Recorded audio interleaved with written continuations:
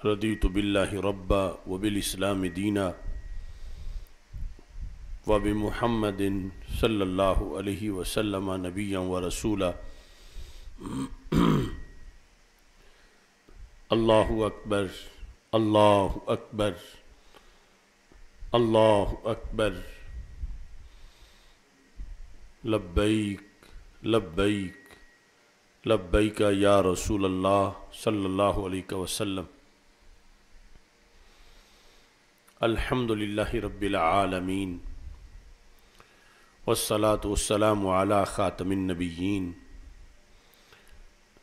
سید الرسل و خاتم المعصومین وعلی آلہ واصحابہ اجمعین۔ اما بعد فاعوذ باللہ من الشیطان الرجیم۔ بسم اللہ الرحمن الرحیم۔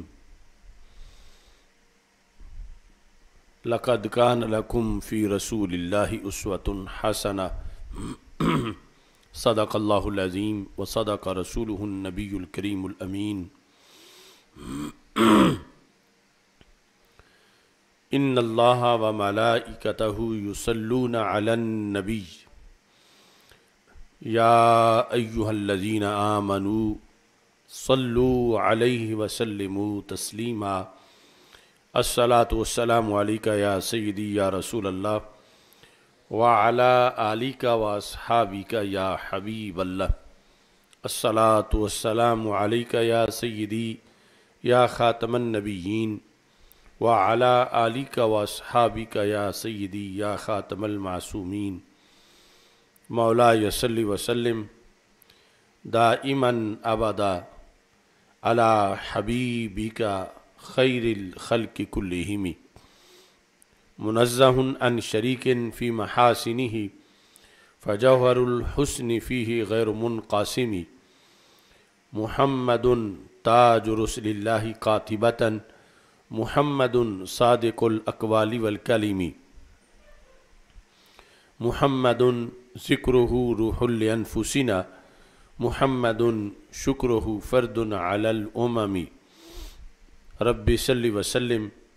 دائما ابدا علی حبیبک خیر الخلق کلہم۔ خدایا بحق کے بنی فاطمہ کے برقول ایماں کنی خاتمہ، اگر دعوتم رد کنی ور قبول، منو دستو دامان آل رسول صلی اللہ علیہ وسلم۔ اللہ تبارک و تعالی جل جلالہ وعم نوالہ وتم برہانہ وعظم شانہ وجل ذکرہ وعز اسمہ کی حمد و ثناء، اور حضور سرور کائنات مفخر موجودات زینت بزم کائنات دستگیر جہاں غم گسار زماں سید سروراں حامی بے کساں قائد المرسلین خاتم النبیین احمد مجتبی جناب محمد مصطفیٰ صلی اللہ علیہ وآلہ واصحابہ وبارک وسلم کے دربار گوہر بار میں ہدیہ درود و سلام عرض کرنے کے بعد، السلام علیکم ورحمۃ اللہ وبرکاتہ۔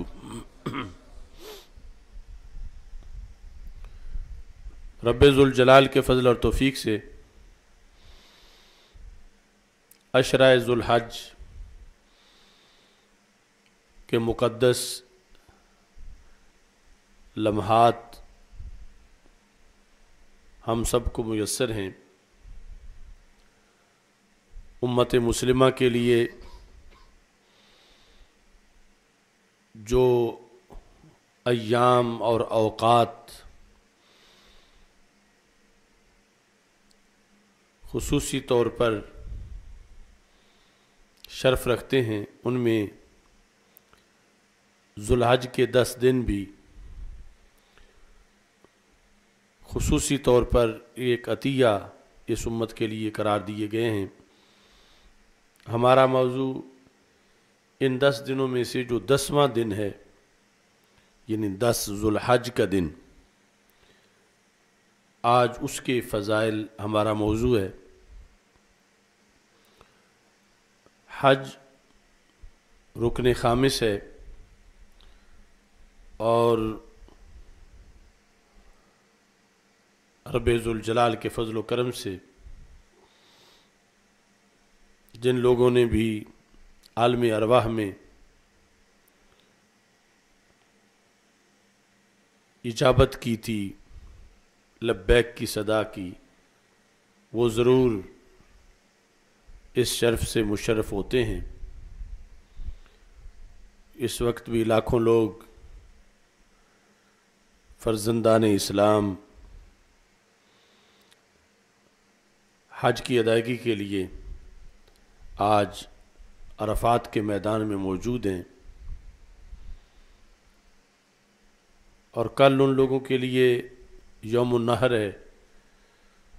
اور ہمارا یوم النحر انشاءاللہ پرسوں ہے۔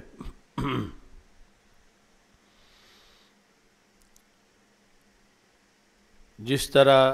تدریجاً یکم ذو الحج سے امت مسلمہ کے لیے نزول برکات میں ترقی آتی ہے، ایسے ہی فضائل کے لحاظ سے بھی ان دنوں کے اندر تدریجاً رب ذوالجلال نے ایک عروج رکھا ہے، اور اس کا مدار بھی پیچھے حضرت سیدنا ابراہیم خلیل اللہ علیہ السلام اور سیدنا اسماعیل ذبیح اللہ علیہ السلام کے تذکار کے ساتھ ہے۔ 8 ذو الحج یوم ترویہ ہے اور 9 ذو الحج یوم عرفہ ہے اور 10 ذو الحج یوم النحر ہے۔ یوم ترویہ کے جو وجہ تسمیہ ہے اس میں سے ایک وجہ تسمیہ یہ بھی ہے کہ یہ وہ پہلا دن تھا جب حضرت ابراہیم علیہ السلام کو خواب میں قربانی کا، اپنے بیٹے کی قربانی کا حکم دیا گیا تھا، اور یہ منظر، یہ حکم خواب میں تھا، تو اس بنیاد پر 8 ذو الحج کو یوم ترویہ سے تعبیر کیا جاتا ہے۔ اور ویسے چونکہ اس دن منا کے اور عرفات کے لحاظ سے پانی کا اہتمام اس وقت کی جو انتظامیہ ہوتی تھی ان کے ذمہ ہوتا تھا، یعنی شروع سے اسلام سے پہلے بھی، تو اس سیرابی کے معنی میں بھی اس کو یوم ترویہ کہا جاتا ہے۔ 9 ذو الحج امت مسلمہ کے لیے خصوصی طور پر بخشش اور رحمت کا دن ہے۔ 9 اور 10 کے درمیان جو رات ہے، مزدلفہ کی رات، اس میں وہ دعائیں بھی قبول ہوئیں جو عرفات میں قبول نہیں ہوئی تھیں، اور اگلی صبح جو ہے وہ 10 ذو الحج کی صبح، جس میں حجاج کرام کے لیے وہاں بھی خصوصی طور پر احکام ہیں، اور پوری دنیا میں جہاں بھی مسلمان رہتے ہیں ان کے لیے 10 ذو الحج یوم عید ہے، جس کو بڑی عید سے تعبیر کیا جاتا ہے۔ تو 10 ذو الحج کو حج کے ایام میں سب سے بڑا دن ہے، یعنی یہ یوم اکبر ہے ایام حج میں۔ اس میں صبح جس وقت حجاج کرام مزدلفہ سے چلتے ہیں، منا پہنچتے ہیں، تو سب سے پہلے رمی کا حکم ہے۔ اس کے جو احکام ہیں ان میں ترتیب لازم ہے، اور اگر ترتیب جو ہے وہ ساقط ہو جائے پھر اس پہ دم پڑ جاتا ہے۔ اور حج کے اندر خلاصہ یہی ہے کہ حج نظم و ضبط، ترتیب اور صبر کا نام ہے۔ ویسے تو یہ مشاعر مقدسہ، یہ وادیاں، یہ میدان سارا سال وہی ہیں، لیکن ان کے لیے جو رحمتوں کا خصوصی کوٹہ ہے، جس کے لیے ازل سے منظور شدہ لوگوں کو بلایا جاتا ہے، وہ ایک وقت کے ساتھ معین ہے، اور اس وقت کی پابندی اور وقت کے لحاظ سے نقل و حرکت اور وقت کے لحاظ سے احکام کی ادائیگی، یہ سب سے بنیادی سبق اس امر کا ہے۔ اور اسی میں یہ سبق پڑھایا جاتا ہے کہ عقل قرباں کن بپیش مصطفیٰ صلی اللہ علیہ وسلم، کہ یہ حج کے مخصوص اوقات میں جن وادیوں کے اندر بٹھایا جاتا ہے، ان وادیوں میں خانہ کعبہ موجود نہیں۔ خانہ کعبہ تو مکہ مکرمہ میں ہے، لیکن یہ مکہ مکرمہ سے باہر مکہ مکرمہ کے پاس بیٹھے لوگوں کو ادھر روانہ کر دیا جاتا ہے، یعنی کعبۃ اللہ کے قریب جو بیٹھے ہیں، کہ جدھر تمہیں شریعت بٹھائے تم نے وہاں بیٹھنا ہے، اور جدھر سے اٹھائے تم نے ادھر سے اٹھ کے چلے جانا ہے۔ اگر وہاں کوئی اپنی عقل کی بنیاد پر دلیلیں قائم کرے کہ کعبۃ اللہ تو روئے زمین پر ایک ہے اور وہ اس جگہ ہے، منا مزدلفہ عرفات میں تو کوئی کعبہ نہیں ہے، تو میں یہاں کعبے کو دیکھتا رہتا ہوں اور مجھے ثواب بھی ملے گا، حج بھی ہو جائے گا، تو یہ اس کی سوچ فاسد سوچ ہوگی، کیونکہ رکن اعظم حج کا جو ہے وہ مکہ مکرمہ کے اندر کعبہ کے پاس ادا نہیں ہوتا، بلکہ وہ میدان عرفات میں، اور وہ بھی عرفہ کے دن ادا ہوتا۔ اس سے آگے پیچھے اس کے لیے ادائیگی کا نہ زمان ہے اور نہ اس پر ادائیگی کا حکم لگتا ہے۔ تو 10 ذو الحج کو جس وقت مزدلفہ سے منا پہنچ کر سب سے پہلے رمی کی جاتی ہے، اور رمی کے بعد دوسرا نمبر جو ہے وہ نہر کا ہے، قربانی کا، اور اس کے بعد تیسرا نمبر حلق کا ہے، اور چوتھا نمبر طواف کا ہے، جس کو طواف زیارہ کہتے ہیں، یا طواف رکن کہتے ہیں، یا طواف افاضہ کہتے ہیں۔ تو ویسے تو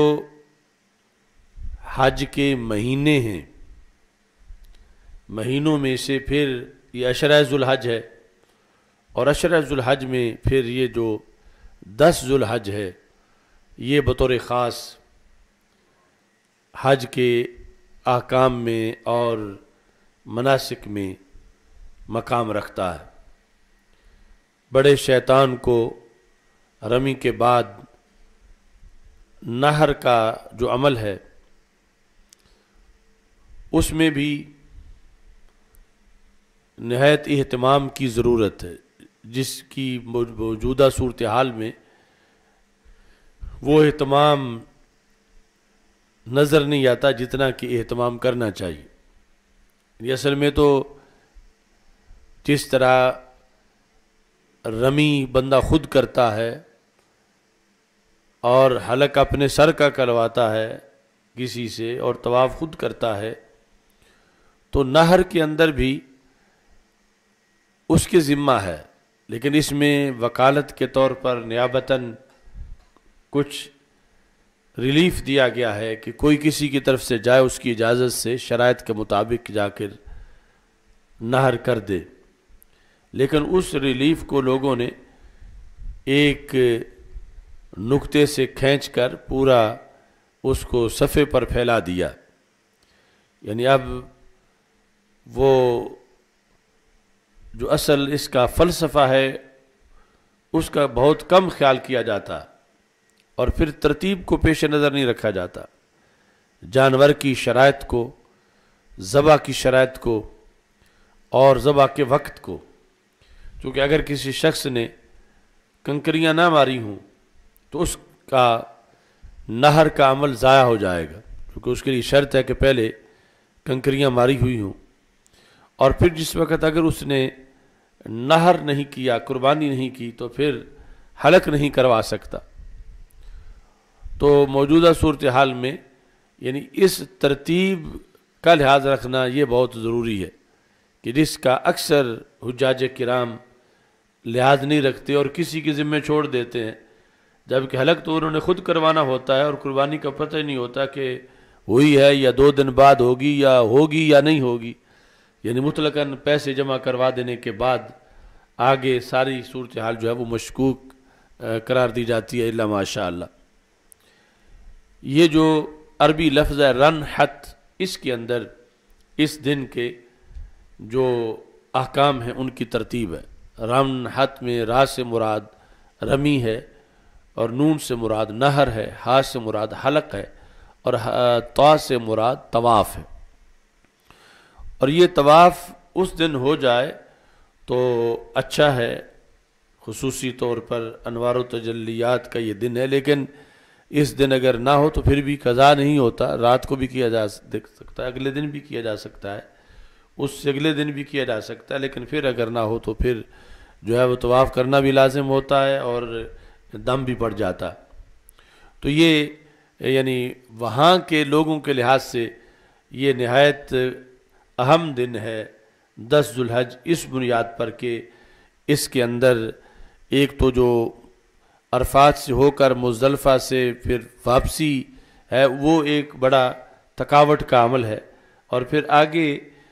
جو ترتیب ہے اس کو پیش نظر رکھتے ہوئے سارے مناسک کو ادا کرنا، اس میں بھی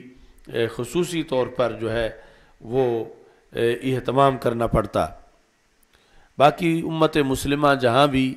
موجود ہے ان کے لیے 10 ذو الحج کا ایک خصوصی طور پر عمل ہے کہ جس میں نبی اکرم نور مجسم شفیع معظم صلی اللہ علیہ وسلم نے جس عمل کو اراقت دم سے تعبیر کیا، یعنی جانور کا جو قربانی کا جانور ہے مخصوص شرائط والا مخصوص وقت میں اس کو ذبح کرنا، اراقت دم کا معنی ہے خون بہانا، یعنی اس کو ذبح کرنا، یہ عمل جو ہے وہ اس دن کا عظیم عمل ہے۔ نماز عید الاضحیٰ اس کی ادائیگی کے بعد یہ عمل کہ اس کے بارے میں رسول اکرم نور مجسم شفیع معظم صلی اللہ علیہ وسلم نے ارشاد فرمایا کہ کوئی عمل صالح پھر اس کے ہم پلہ نہیں ہے جتنا رب ذوالجلال نے شرف اور قرب اس عمل کو قرار دیا ہے۔ اور یہ سارے کا سارا جو سفر ہے یہ بھی یعنی حسن شرع کے طور پر ہے کہ رب ذوالجلال کا حکم ہے، اور اس کے مطابق جو ہے اس کو جو ہمارے لیے ڈبل سنت ہے، کیونکہ رسول اکرم نور مجسم شفیع معظم صلی اللہ علیہ وسلم سے یہ پوچھا گیا ما حاذی الاضاحی، یہ قربانیاں کیا چیز ہیں؟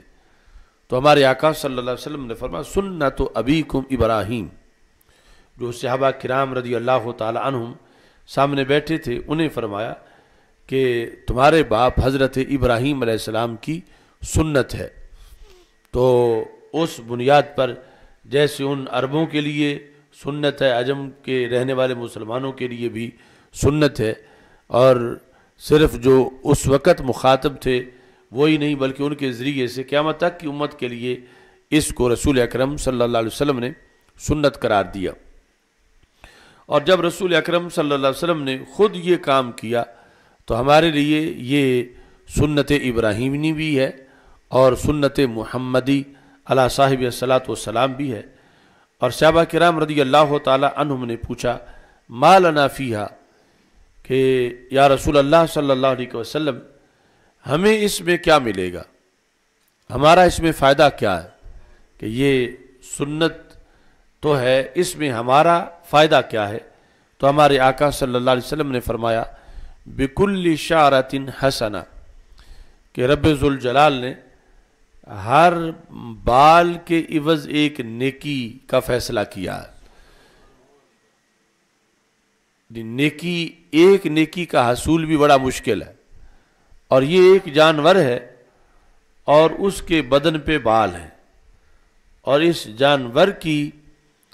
نسبت چونکہ ایک سنت کی طرف ہے اور اس سنت کی بنیاد پر یہ خون بہایا جاتا، تو یہ خون بہانا فساد نہیں، یہ خون بہانا جانوروں پہ بے رحمی نہیں، یہ خون بہانا کسی لحاظ سے بھی دہشت گردی نہیں، بلکہ یہ چونکہ اللہ کے محبوبوں کی نسبت کی بنیاد پر ہے، تو پھر وہ جس جانور کا خون بہایا جاتا ہے وہ جانور جو ہے وہ مقدس قرار پاتا ہے، خون بہنے سے پہلے جب اس کی نسبت ہوئی، اور اس کے بعد اس کے لیے مختلف قسم کے الفاظ رسول اکرم صلی اللہ علیہ وسلم نے ارشاد فرمائے، اور اس کا یہ مرتبہ منع کہ اس کا ایک ایک بال گنا جا رہا ہے، اور ایک ایک بال کے بدلے نیکی دی جا رہی ہے، اور ایک نیکی بھی قیامت کے دن بندے کے جنتی بن جانے کے لیے سبب بن جائے گی۔ اور یہ جسم پر جتنے بال ہیں، ہمارے آقا صلی اللہ علیہ وسلم نے فرمایا بِكُلِّ شَعْرَةٍ حَسَنَةٍ، ہر بال کے بدلے میں ایک نیکی ہے۔ تو کچھ جانوروں کے جسم پہ پتلے ہوتے ہیں بال، اور کچھ کے جسم پر گھنے ہوتے ہیں، مثلا یعنی ایک ہاتھ رکھیں اس جانور کی جلد پر تو کچھ وہ ہیں کہ نیچے مثال کے طور پر 1000 بال آئے ہیں،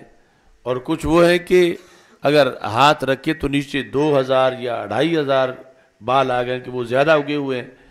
تو پھر صحابہ کرام رضی اللہ تعالیٰ عنہ نے پوچھا فَالصُّوفُ یا رسول اللہ صلی اللہ علیہ وسلم، تو جن جانوروں کے جسم پر اون ہے یعنی گہرے گھنے بال ہیں، تو کیا وہاں بھی یہی اللہ کا معاملہ ہے کہ ہر بال کے بدلے میں رب ذوالجلال اتنا کرم فرمائے گا، ایک نیکی عطا کرے گا؟ تو نبی اکرم صلی اللہ علیہ وسلم نے فرمایا بِكُلِّ شَعْرَةٍ مِّنَ الصُّوفِ حَسَنَةٍ کہ جو اون ہے اس میں بھی ہر بال کے بدلے رب ذوالجلال جو ہے وہ نیکی عطا فرمائے گا۔ اور پھر اس میں نبی اکرم نور مجسم شفیع معظم صلی اللہ علیہ وسلم نے یہاں تک ارشاد فرما دیا کہ جس وقت اس جانور کے جو سینگ ہیں وہ بھی ضائع نہیں جائیں گے، اس کی ہڈیاں بھی ضائع نہیں جائیں گی، اور ان کا بھی قیامت کے دن نامہ اعمال میں بندے کے جو نیکیوں کا پلڑا ہے اس کے اندر وہ چیزیں قیامت کے دن جو ہیں وہ رکھی جائیں گی، اور وہ بھی بندے کے پلڑے کو بھاری کرنے کے لیے جو نیکیوں کا پلڑا ہے اس کو بھاری کرنے کے کام آئیں۔ اور یہ ساری چیزیں انسان کی عقل سے ورا ہیں، اور پھر اس میں پتہ چلتا ہے کہ جو اللہ کے نام پر جس کا خون بہایا گیا ہے اس کی جانوروں میں بھی عظمت کتنی بن جاتی ہے کہ اب عام جانوروں کے یہ آزار، یہ ہڈیاں، یہ سب کچھ جو ہے وہ ضائع قرار پاتا ہے، مگر ان جانوروں کے لحاظ سے رسول اکرم صلی اللہ علیہ وسلم نے ایک ایک چیز کا ذکر کیا کہ ان کو نامہ اعمال کے اندر جو ہے وہ رکھا جاتا ہے۔ وَإِنَّهُ لَتَأْتِي يَوْمَ الْقِيَامَةِ بِقُرُونِهَا وَأَزْلَافِهَا وَأَشْعَارِهَا، ان کے سینگ، ان کے کھر اور ان کے بال، ان سب کا جو ہے وہ قیامت کے دن جو ہے اہتمام کیا جائے گا۔ وَإِنَّ الدَّمَ لَيَقَعُ مِنَ اللَّهِ بِمَكَانٍ قَبْلَ أَن يَقَعَ إِلَى الْأَرْضِ، زمین پر خون ٹپک میں کے بعد میں گرتا ہے لیکن یہ اللہ کے دربار میں پہلے مقبول ہو جاتا ہے۔ یعنی زمین، حالانکہ اس کی گردن سے زمین تک کا فاصلہ تھوڑا سا ہے، 2 بالشت ہوگا یا 3 بالشت، جب اس کے لٹا کے اس کو ذبح کیا جا رہا ہے، مگر وہ اللہ تعالیٰ کو اتنا پسند ہے کہ ان الدم لیقع عند اللہ بمکان قبل ان یقع الی الارض، زمین پر پڑنے سے پہلے رب ذوالجلال کے ہاں اس کو خصوصی طور پر مقبولیت کا یہ مرتبہ ملتا۔ اور ہمارے آقا صلی اللہ علیہ وسلم نے یہ بھی ارشاد فرمایا حسنوا دہایاکم فإنہ علی الصراط مطایاکم، کہ اپنی قربانیوں کی دیکھ بھال کرو اور اچھے طریقے سے ان کو رکھو، کیونکہ قیامت کے دن پل صراط پر یہ تمہاری سواریوں کا کردار ادا کریں گی، یہ تمہاری سواریاں ہوں گی، مطایاکم یہ تمہاری سواریاں ہیں۔ تو ایک طرف پوری پل صراط پر گزرنا بندے کے لیے مشکل ہوگا کہ تلوار سے تیز اور وہ بال سے باریک، اور دوسری طرف یعنی یہ ان قربانیوں کا اعزاز ہے کہ ان کے لیے وہ پل صراط چوڑا بھی ہے اور ان کا اہتمام بھی ہے کہ ان کو اعزاز سے وہاں پر گزارا جائے گا۔ تو یہ بندہ مومن کے لیے چونکہ دنیا آخرت کی کھیتی ہے، تو اس میں یہ اہتمام رکھا گیا ہے کہ یہاں یہ اپنا پیسہ لگا کر ایک سنت جو ڈبل سنت ہے اور حکم کے لحاظ سے واجب ہے، جب اس کو ادا کرے گا تو وہ جانور جو اس نے منتخب کیا پھر کئی سالوں کے اندر یہ قربانی کرتا رہا، تو اس کے نتیجہ کے اندر اس کو یعنی اس دن وہ آسانی ملے گی جس دن یعنی معمولی سی آسانی کو بھی بڑا سمجھا جائے گا، اور یہ آسانی تو بہت بڑی آسانی ہے کہ پل صراط سے گزرنے کے لحاظ سے جب اس کی قربانی اس کے لیے سواری بنے گی، اور پھر اس قربانی کے لیے کوئی پھسلنے کا خطرہ نہیں ہے کہ اس کو اللہ کے رستے میں پیش کیا گیا، اور اللہ کے رستے میں ہونے کی بنیاد پر اسے یہ اہتمام ملا کہ اس کے لیے پل صراط کو چوڑا کر دیا گیا، اور وہ جو انسان عام گزرنے میں ایک کافر لڑکھڑا کے گرے گا جہنم کے اندر، لیکن ایک جانور جو ایک اچھے رستے میں ایک مومن نے پیش کیا اس جانور کو یہ شان ملے گی، چونکہ یہاں ایمان شرط ہے کہ جو قربانی دے رہا ہے ایمان ہے تو پھر قربانی ہے، اور پھر اس جانور کو وہ شرف ملے گا، اور اس کی بنیاد پر یعنی دنیا کے اندر اس نے جو اہتمام کیا اس کا اتنا بڑا فائدہ ہوگا قیامت کے دن۔ تو رسول اکرم نور مجسم شفیع معظم صلی اللہ علیہ وسلم نے اس لیے فرمایا کہ اپنی قربانیوں کو تم اہتمام سے رکھو، یعنی اس میں مقصد یہ تھا کہ نہ تو اس کو یہ سمجھو کہ یہ کوئی فضول خرچی ہے، جس طرح کچھ آج نام نہاد روشن خیال اس طرح کی باتیں کرتے ہیں، اور نہ یہ سمجھو کہ یہ ان پہ کوئی ظلم ہو رہا ہے یا یہ کوئی دہشت گردی ہے، چونکہ ان کو اعزاز مل رہا ہے اور اللہ کے دربار میں قبول کیا جا رہا ہے، اور یہ تو ایک ٹریننگ ہے ایک لحاظ سے جہاد کی، اور دوسری طرف جانوروں میں بھی وہ جانور عام جانوروں پہ فخر کرتے ہیں، تجھے وہ شاخ سے توڑیں رہے زہ نصیب تیرے کہ تڑپتے رہ گئے گلزار میں رقیب تیرے، کہ جس طرح شہید فخر کرتے ہیں تو عام انسانوں پر، ایسے ہی جانوروں میں بھی یہ جانور جو ہیں ان کو یہ شرف ملتا ہے اور فخر ملتا ہے، اور اس کے لیے پھر آگے مختلف قسم کے دیگر احکام ہیں۔ نبی اکرم نور مجسم شفیع معظم صلی اللہ علیہ وسلم نے ارشاد فرمایا کہ جب ذوالحج کا چاند طلوع ہو اور جو شخص قربانی کرنا چاہتا ہے، مطلب یہ ہے کہ وہ صاحب استطاعت ہے اور پھر آگے اس نے نیت بھی کر رکھی ہے، تو اس کے لیے حکم دیا گیا کہ وہ اپنے پھر ناخن نہ کاٹے اور اپنے بال نہ تراشے۔ لیکن اس کے اندر بھی ایک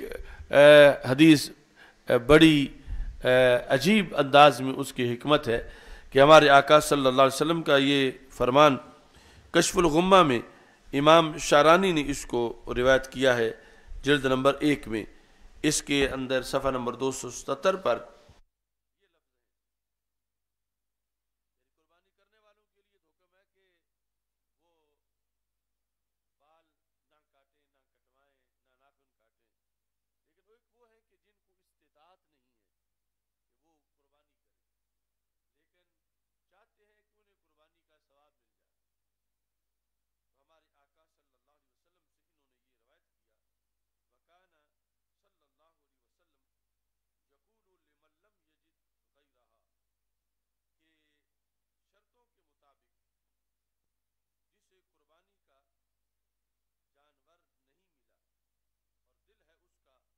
وہ قربانی کرے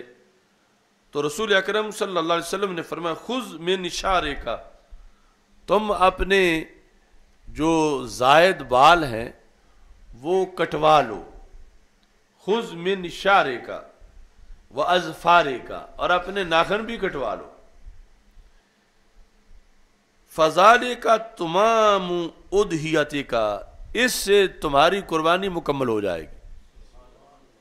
عند اللہ تعالی، اللہ کے ہاں۔ یعنی خاص اس صورت کے اندر یعنی اس کو یہ اسلام اور شریعت ہے کہ وہ جیسے کسی کو رکھنا چاہیں ویسے رہنا ضروری ہے۔ اب قربانی کرنے والوں کو یہ کہا کہ تم نہ کٹواؤ، اور ادھر نبی اکرم صلی اللہ علیہ وسلم نے یہ ارشاد فرما دیا۔ اصل میں یہ حکم تھا کانا ینہا عن التضحیۃ بالمنیۃ الانثی، کہ دودھ دینے والی بکری ہے یا گائے ہے یا بھینس ہے اور وہ کسی کو کسی نے تحفے میں دی ہوئی ہے اور وہی اس کے پاس ہے اور وہ دل اس کا کرتا ہے کہ میں اس کی قربانی کر دوں، تو وہ یقول، تو رسول اکرم صلی اللہ علیہ وسلم نے فرمایا کہ اس کی قربانی تم نہ کرو،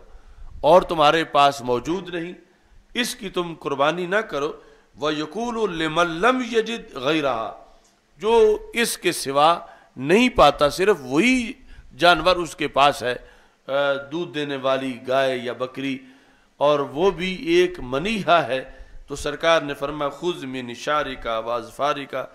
فذالک تمام اضحیتک عند اللہ، اللہ تمہارے اس عمل کو ہی قربانی کے کیا مقام کر دے گا کہ تم اپنے بال اور اپنے ناخن جو ہے وہ ترشوا لو، تو رب ذوالجلال اس پر تمہیں یہ اجر و ثواب عطا فرما دے گا۔ تو قربانی کے یعنی 10 ذو الحج کا دن ادھر حجاج کرام کے لیے ان احکام کے لحاظ سے اہم ہے، اور ادھر امت مسلمہ کے لیے اگرچہ یہ وہاں پر مشاعر مقدسہ میں موجود نہیں ہے، لیکن دنیا میں جس جگہ بھی ہیں ان کے لیے یہ جو ایام نحر ہیں ان میں سے پہلا یوم نحر ہے، اور پھر عید کے احکام ہیں،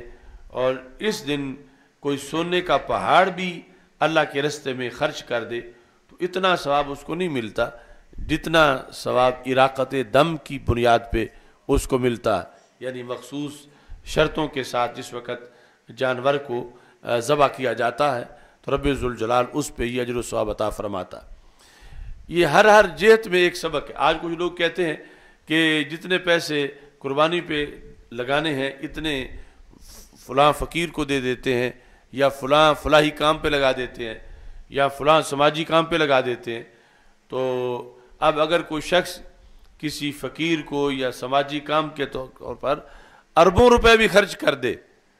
لیکن جو اس پر قربانی کا وجوب تھا وہ اپنی جگہ پھر بھی برقرار رہے گا، یعنی وہ گناہگار ہوگا کہ اس نے قربانی نہیں دی، اور وہ اربوں روپے جو اس نے دے دیے وہ ایک قربانی جو مثلا 35,000 کی ہے، 40,000 کی ہے، یا وہ جو قربانی کا حصہ ہے 20-22 ہزار کا، وہ اربوں روپے اس کے قائم مقام نہیں ہوں گے، کیونکہ یہ جو تھوڑا سا حصہ اس پر اس سنت کی مہر لگی ہوئی ہے جس کو سنت ابراہیمی کہا جاتا ہے، جس کو سنت محمدی صلی اللہ علیہ وسلم ہونے کا اعزاز حاصل ہے۔ تو اس بنیاد پر یعنی ہمارے نزدیک شریعت میں حسن و قبا وہ شرعی ہے اور عقل اس کے تابع ہے۔ عقل کا فیصلہ وہ جس کو عقل حسین سمجھے، ضروری نہیں شریعت میں بھی اس کو اچھا سمجھا جاتا ہو، لیکن جس کو شریعت اچھا قرار دے رہی ہے تو عقل کو دم مارنے کی مجال نہیں کہ عقل اس کے آگے کھڑی ہو، کہ وما کان لمؤمن ولا مؤمنۃ اذا قضى اللہ ورسولہ امرا ان یکون لهم الخیرۃ من امرہم، کسی مومن مرد اور عورت کے لیے یہ جائز نہیں ہے کہ جب اللہ تعالیٰ اور اس کے رسول صلی اللہ علیہ وسلم کی طرف سے کوئی حکم آ جائے تو مومن اپنی طرف سے کوئی رائے پیش کرے یا اپنی طرف سے کوئی موقف بنائے کہ یہ یوں ہونا چاہیے، یہ کسی کے لیے جائز نہیں، چونکہ یہ ایک لحاظ سے بہت بڑا کفر ہے اور اسلام پر بہت بڑا حملہ ہے۔ تو اس لیے سارے احکام کے اندر مسلمانوں سے یہ ٹریننگ کروائی جاتی ہے بار بار. مثلا عید کے دن کھانا کھلا کے کہ روزہ نہیں رکھنا، اگر روزہ رکھو گے تو اللہ کی ضیافت سے اعراض ہوگا کہ تم نے رب کی دعوت کو معاذ اللہ اس سے اعراض کر دیا. اور جو دن ہے روزے کی ان میں روزہ رکھوا کے ہر حکم کے اندر، یعنی عقل کہیں اور جانا چاہتی ہے بہت سے احکام میں تو شریعت اس کو آگے سے روکتی ہے. اب عقل اگر شریعت کی مان لے تو پھر دونوں جہان میں بہتری ہے، اور اگر عقل جو ہے وہ شریعت سے بغاوت کرے تو پھر حکم جو ہے وہ شریعت کا چلے گا، جو کہ واضح طور پر قرآن مجید برہان رشید کے احکام موجود ہے. تو آج جو لبرلزم ہے وہ یہی فساد اور خرابی ہے کہ شریعت کے مقابلے میں عقل کو کھڑا کیا جا رہا. شریعت کے مقابلے میں اصل جو عقل شریعت کے مقابلے میں کھڑی ہو وہ عقل نہیں ہوتی، وہ بے عقلی ہوتی ہے، لیکن وہ اس کو عقل سے تعبیر کرتے ہیں. اور انسان کو کہ انسان اپنی رائے سے جو مذہب بنائے، رائے سے جو طریقہ بنائے، اپنی سوچ سے جو کچھ بنائے اس پہ چلنا چاہیے، جبکہ ان احمقوں کو یہ پتہ نہیں کہ اس انسان کا خالق اللہ ہے، اور وہ اللہ جس نے اس کو سوچنے کی توفیق دی یہ تو ایک جھلک کا کروڑواں حصہ ہے کہ جو اس کو جو یہ عقل لیے پھرتا ہے. اور پوری کائنات کی عقلیں مل کر ساری رسول اکرم نور مجسم شفیع معظم صلی اللہ علیہ وسلم کی عقل کا مقابلہ نہیں کر سکتی. یعنی ایک طرف پوری کائنات کی عقلیں ہوں، دوسری طرف اکیلی رسول پاک صلی اللہ علیہ وسلم کی عقل ہو، تو ان ساری عقلوں کی حیثیت بلا تشبیہ و تمثیل یوں ہے جس طرح ایک صحرا ہو ریت کا اور اس کے مقابلے میں کسی ایک ریت کے دانے کو پکڑ کے کوئی بیٹھ جائے تو اس صحرا کے مقابلے میں اس ایک دانے کی کیا حیثیت ہے. ساری عقلیں سرکار کے سامنے اس ایک دانے سے بھی کم حیثیت رکھتی ہیں. اور پھر یہاں پر تو جو خالق ہے رسول اکرم صلی اللہ علیہ وسلم کا اور سارے انسانوں کا، اس کا حکم ہے، وہ جانتا ہے کہ انسان کی بہتری کس چیز میں ہے اور انسان کے فائدے میں کیا ہے، انسان کی انسانیت کس طرح اچھے طریقے سے تعمیر ہو سکتی ہے اور کیسے یہ انسانیت ڈیمیج ہو جاتی ہے. تو اس لیے حضرت مولا علی رضی اللہ تعالی عنہ آپ نے فرمایا تھا کہ اگر دین عقل اور قیاس کا نام ہوتا کہ جو بندے کی عقل میں آئے وہ کرے، ہر بندہ عقل کو اپنی شریعت سمجھے اور عقل کو معبود بنا لے اور عقل کا کہنا مانے، اگر دین عقل اور قیاس کا نام ہوتا تو پھر جو موضع پہ مسح کیا جاتا ہے وہ اوپر کرنے کی بجائے نیچے تلوے کی طرف کرنا چاہیے تھا، چونکہ زمین کے ساتھ تو تلوہ مس ہوتا ہے، مٹی تو اس طرف لگتی ہے، اور یہ مسح اوپر کیا جاتا ہے، یعنی موضع کے اوپر، قدم کی اوپر والی سائڈ پر. تو اس سے آپ نے فرمایا کہ اس سے پتہ چلتا ہے کہ یہ دین اپنی سوچ اور قیاس کا نام نہیں ہے بلکہ قرآن و سنت کے احکام ہیں. آگے ان کے اندر پھر ایک شعبہ ہے کہ جس سے جو آیات اتری ہیں ان کے ذریعے سے پھر باقی احکام کو اخذ کرنا، یعنی علت معلوم کر کے پھر اس پر حکم لگانا. تو اصل تو وہ حکم بھی جو لگایا جاتا ہے تو وہاں بھی شریعت ہی کا حکم ہوتا ہے جو عقل سے معلوم ہوتا ہے. جس طرح کہ برقی رو جو ہے اس کی تاریں کئی کمروں سے گزر کر جا رہی ہوں مگر ہولڈر آخری کمرے میں لگا ہو اور اس پر بلب جب لگ جائے تو اس کا یہ مطلب نہیں ہے کہ اس برقی رو سے ایک کمرہ ہی روشن ہو سکتا ہے، بلکہ اگر 100 کمرے سے گزر کے وہ تار آئی ہے تو 100 کمرے میں اگر ہولڈر لگا لیا جائے تو وہاں بھی ویسی روشنی ہو سکتی ہے بلب لگا لینے کے بعد. اب یہ جو 105 نمبر کمرہ جو جس بجلی سے روشن ہے اسی سے پہلے بھی روشن ہو سکتے ہیں، اور وہ آپس میں دو جدا قوتیں نہیں، ایک ہی قوت ہے. تو اس طرح یعنی وہ پھر جو رائے اور قیاس فقہا کا ہے اس سے اصل شرعی طور پر جو حکم جہاں عام لوگوں کو پتہ نہیں تھا انہوں نے صرف بلب لگا دیے وہاں پر، اور اصل جو بجلی ہے وہ شریعت کی ہے، جس کی وجہ سے جس طرح 105 نمبر کمرہ روشن تھا تو سارے کمرے ظاہری طور پر روشن ہو گئے. اس طرح حکم شریعت کا تو ایک حکم ایک خاص موقع کے لیے آیا، ایک خاص چیز کو حرام کیا گیا، لیکن فقہا نے دیکھا یہ کیوں حرام کی گئی، اس کی علت اور اگر 100 چیزوں میں نظر آئی تو 100 پر وہ حکم لگائیں گے اسی کو دیکھ کر جو شریعت کا بتایا ہوا. تو اس بنیاد پر یہ شریعت گھڑنے والے نہیں، نہ کوئی شریعت بنا سکتا ہے اپنی طرف سے. شریعت 2 ذاتوں کی ہے، اللہ کی اور اللہ کے رسول صلی اللہ علیہ وسلم کی. اور آگے پھر اس شریعت کو کہیں ظاہر ہے، کہیں وہ شریعت باطن ہے کہ اس کو ظاہر کرنے کی ضرورت ہے. جس طرح ایک پانی عام پیالے میں نظر آ رہا ہے اور دوسرا پانی جو گھڑے کے اندر ہے اوپر اس کے چھونی دی ہوئی اور وہ پانی نظر نہیں آ رہا، تو اگر اوپر سے کوئی ڈھکن اتارے اور پانی نظر آئے تو اس کا یہ مطلب نہیں کہ ڈھکن اتارے والے نے اب پانی پیدا کیا ہے، پانی تو پہلے ہی موجود تھا، تو اس نے عام لوگوں سے چھپا ہوا تھا، اس نے وہ ظاہر کر دیا ہے. تو اس طرح یعنی اتنی اجازت تو ہے شریعت کے اندر، اور اس کی وجہ سے یہ شریعت کا حسن ہے کہ پہلے جو احکام آئے تھے امتوں کے لیے وہ تو اتنے بھی محفوظ نہ رکھ سکیں. یعنی ایک چیز کے بارے میں ایک حکم آ گیا تھا، انہوں نے وہ بھی بدل دیا، وہ بھی بیچ دیا. اور یہ وہ امت ہے کہ جس نے جن چیزوں کے بارے میں حکم آیا تھا ان کو تو ہائی لائٹ کیا ہی ہے، اس کے ذریعے سے اور بھی ہزاروں چیزوں کو واضح کر دیا. اور یہی اس امت کی خصوصیت ہے، یعنی خصائص میں سے یہ بھی یہ خصوصیت ہے کہ نہ یہود کے پاس فقہ ہے، نہ نصارہ کے پاس فقہ ہے. یہ جو الہامی مذہب ہیں، باقی تو ویسے ہی فارغ ہیں، یہ جن کے پاس آسمانی کتابیں آئی تھیں ان کے پاس بھی فقہ نام کی کوئی چیز نہیں ہے. اور یہ اس آخری امت کی شان ہے کہ انہوں نے یعنی صرف ایک شخص امام اعظم ابو حنیفہ جو ہیں انہوں نے 5 لاکھ مسائل اخذ کر کے انسانیت کو عطا کر دیے ہیں کہ یہ شریعت کے حصے ہیں. تو اس بنیاد پر یعنی یہ سارا کورس ہے حج کا اور شریعت کے احکام کا. لن ینال اللہ لحومها ولا دماؤها ولکن ینالہ التقوی منکم. اللہ کو اللہ کے ہاں ویلیو خون کی نہیں اور گوشت کی نہیں. جب قربانی کی جا رہی ہے تو کوئی یہ سمجھے کہ معاذ اللہ اس کو کوئی ضرورت ہے، وہ ہر ضرورت سے پاک ہے. وہ نہیں دیکھتا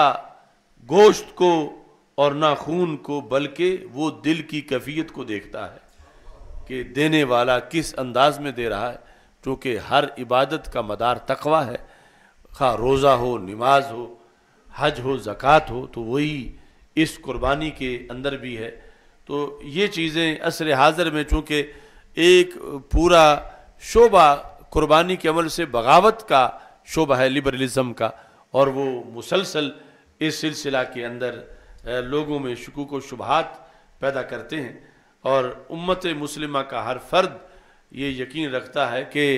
فائدہ اسی میں ہے جو رب نے فرمایا ہے اور جو رسول اکرم صلی اللہ علیہ وسلم نے فرمایا ہے، اس پر آنکھیں بند ہیں. اس کی پھر آگے وضاحت ائمہ نے کی ہے. میری دعا ہے خالق کائنات جل جلالہ ہم سب کو قرآن و سنت کا فہم عطا فرمائے اور قرآن و سنت کے بلاغ و تبلیغ اور اس پر عمل کی توفیق عطا فرمائے. جو لوگ آج میدان عرفات میں موجود ہیں اللہ ان کی دعاؤں کو قبول فرمائے اور اللہ ان کے صدقے ہماری دعاؤں کو بھی قبول فرمائے. اور خالق کائنات جل جلالہ ہم سب کو بار بار حج و عمرہ کی سعادت عطا فرمائے. وآخر دعوایا ان الحمد للہ رب العالمین.